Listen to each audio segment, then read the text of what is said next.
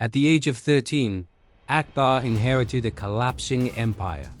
Enemies surrounded him, traitors waited inside, and his throne rested on borrowed time. Few believed the boy would survive, let alone rule. This was not supposed to be a story. Akbar could not read or write, and he had never led an army. Power in the Mughal world was meant for seasoned warriors, not frightened children. But history had other plans. Within years, this young emperor would command one of the greatest empires the world had ever seen. His banners would stretch across the Indian subcontinent, and his name would inspire loyalty and fear alike. No one expected such greatness from such uncertainty. Yet glory always carries a shadow.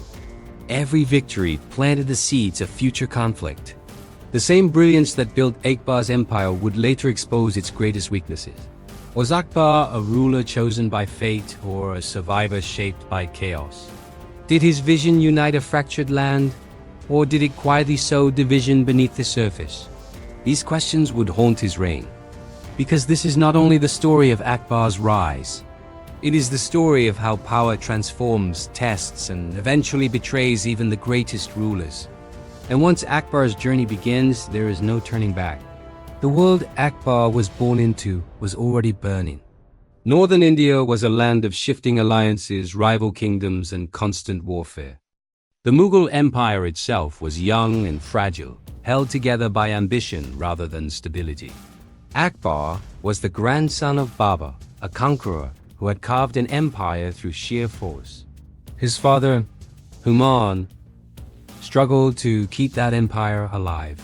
Defeated and driven into exile, Humayun lost his throne to powerful Afghan rivals.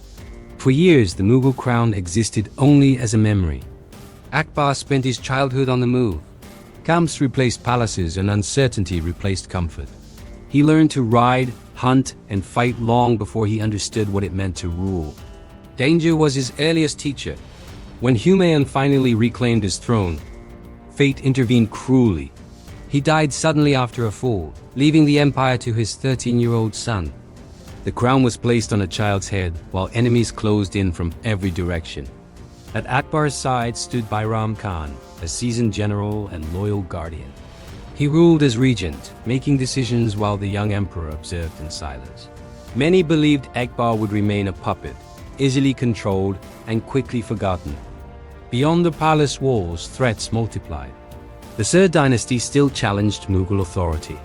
Rajput kings guarded their fortresses fiercely, unwilling to submit. Rebellions simmered in every province. The land itself reflected this tension. Great cities like Delhi and Agra stood as prizes, not secure capitals. Trade routes, forts, and fertile plains were fought over relentlessly. Power belonged to those who could seize and defend it. Akbar watched everything carefully. Though uneducated by scholars, he possessed sharp instincts and quiet resolve. He listened more than he spoke, learning the weight of command. But peace would not come through patience alone. The young emperor stood at the edge of his first great trial, and the choices he made would decide whether the Mughal Empire survived or vanished into history. Akbar's first test came sooner than anyone expected. The Sur forces, led by the skilled general Hemu, marched toward Delhi with confidence. They had defeated Mughal armies before, and they believed the child emperor would be no different. This time, however, the battlefield would decide everything. At the Second Battle of Panipat, the air shook with war cries and clashing steel. Akbar remained at the rear while his generals fought, but the outcome would define his reign. When Hemu fell, struck down at the height of victory, the tide turned instantly. Delhi was reclaimed and the Mughal throne was secured through blood. Victory gave Akbar something new: authority. He no longer watched from the shadows while others ruled for him. Slowly and deliberately, he stepped out from Bairam Khan's control. The student was becoming the master. This transition was not gentle. Akbar dismissed Bairam Khan, sending him away despite years of loyalty. It was a dangerous move, but it sent a clear message. The empire now answered to one voice. With power in his hands, Akbar expanded relentlessly. He led campaigns across northern India, facing Rajput warriors known for their courage and honor. Some resisted fiercely, expecting annihilation. Instead, Akbar surprised everyone. Rather than destroy his enemies, he absorbed them. Defeated rulers were offered positions, marriages, and respect. Loyalty became more valuable than fear. This strategy turned former rivals into pillars of the empire, yet war remained constant. Fortresses fell after long sieges and rebellions flared without warning. Akbar personally led armies, enduring heat, hunger, and exhaustion alongside his soldiers. Each campaign hardened him further. As the empire grew, so did its complexity. Governing vast lands required more than swords. Akbar reformed taxation, standardized administration, and promoted talent over birth. These choices strengthened the state but created new tensions. Success bred ambition. Courtiers competed for favor, generals sought glory, and whispers of dissent spread quietly. The empire looked stable, but pressure built beneath the surface. Akbar had forged unity through strength and vision. But every empire carries its own contradictions, and the greatest challenge to his rule was no longer on the battlefield. It was taking shape within his own court and his own beliefs. At the height of his power, Akbar began to change in unexpected ways. Conquest no longer satisfied him as it once had. Victory raised new questions instead of bringing peace. The warrior emperor turned inward, searching for something beyond the sword. Akbar gathered scholars, mystics, and thinkers from across his empire. Hindus, Muslims, Jains, Christians, and Zoroastrians debated inside his court. Night after night, voices clashed over faith, truth, and authority. No one expected an emperor to question belief itself. From these debates emerged Akbar's most controversial idea.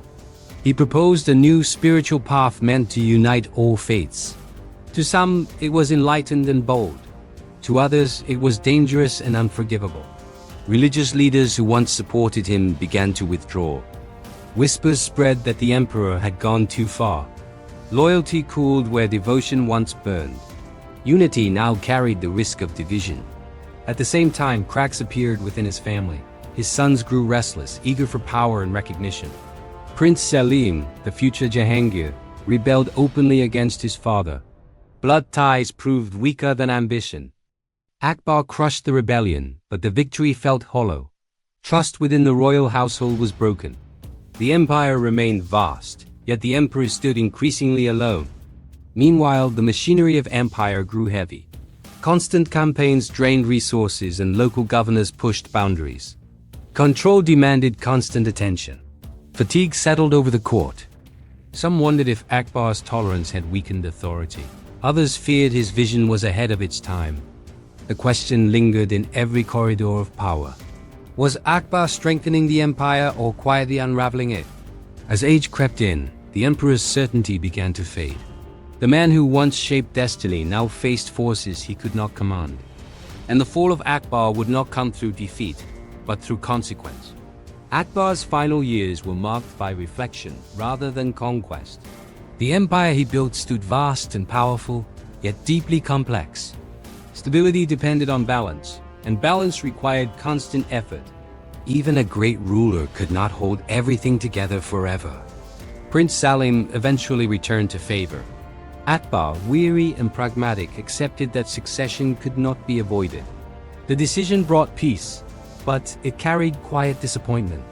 The future of the empire no longer rested in his hands. When Akbar died in 1605, there was no battlefield collapse. The empire did not fall overnight. Instead, his passing revealed how much depended on his personal authority. Systems endured, but his unifying presence was gone. His policies left a lasting imprint. Religious tolerance, administrative reform, and merit-based governance strengthened the Mughal state. These choices allowed the empire to flourish for generations. Yet they also demanded exceptional leadership to survive. Later rulers inherited the structure, not the spirit. Without Akbar's discipline and vision, contradictions deepened. Tolerance weakened, rebellions grew bolder, and unity slowly eroded. The fall began quietly, not dramatically. History judges Akbar with rare respect. He was neither flawless nor fragile.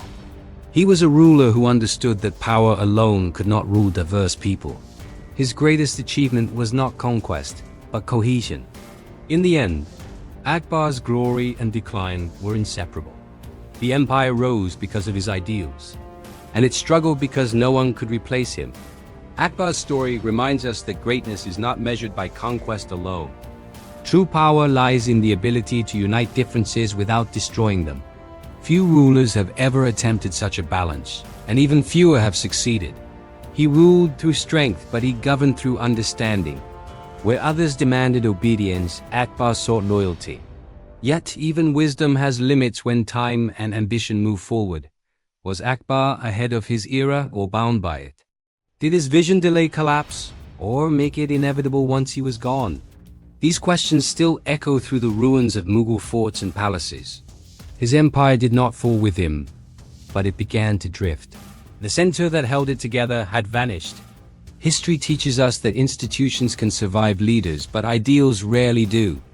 Akbar left behind a lesson as powerful as his armies. Unity requires constant care, and tolerance demands courage. Without them, even the greatest empires fade. If you enjoyed this journey through history, don't forget to subscribe to History Hub for more cinematic stories.